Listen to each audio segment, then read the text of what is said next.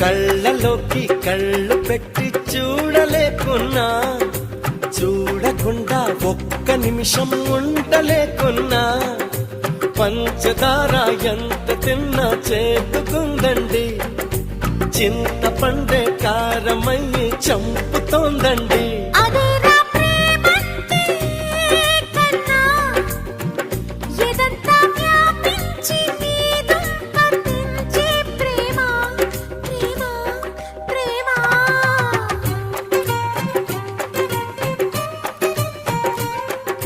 కళ్ళలోకి కళ్ళు పెట్టి చూడలేకున్నా, చూడకుండా ఒక్క నిమిషం ఉండలేకున్నా.